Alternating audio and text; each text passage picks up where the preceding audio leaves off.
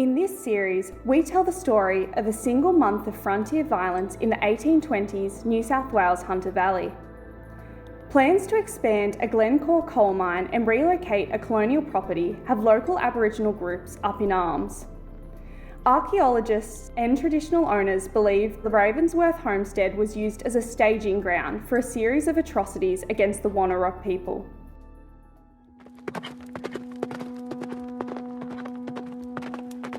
Colonial records show that on the 12th of August 1826, a party of mounted police were sent into the Hunter to engage in a campaign of violence and intimidation against Aboriginal people.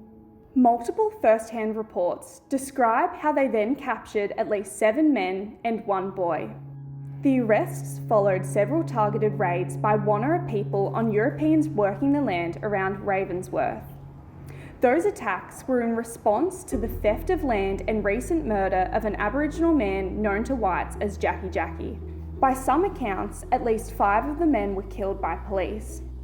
Giving evidence later, police alleged the men were trying to escape. One account has a man named Cato being forced into a creek and attacked by police from 2 sides. Another account has an Aboriginal man forced to tie his own noose before being shot and hanged.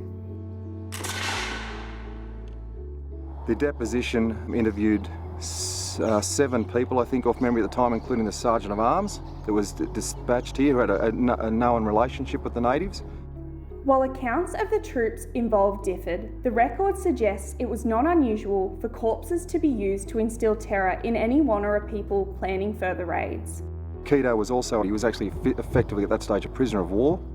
The deposition then goes on to say that the other 2 that were with him were hung by the neck until dead in the front trees near the creek to instill fear in the rest of the natives that have fled off to the mountains towards Mount Royal.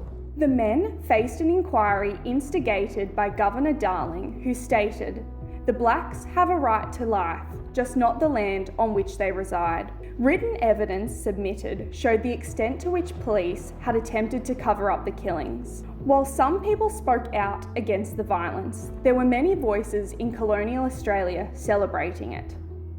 The Australian newspaper rejected calls for crying stuff about forbearance, humanity, and friendly alliance, and demanded that for every man they murder, hunt them down and drop 10. The colonial record here is somewhat fragmented, and it's because there was a conscious effort to try and disguise the scale of the killings and the murder. But unquestionably, what we saw was a state-sanctioned campaign focused on the Ravenswood homestead and radiating from there, a campaign of terror, intimidation and murder. The question is whether or not in 2021 the state has learned that truth and is willing to deliver a different measure of justice for First Nations peoples.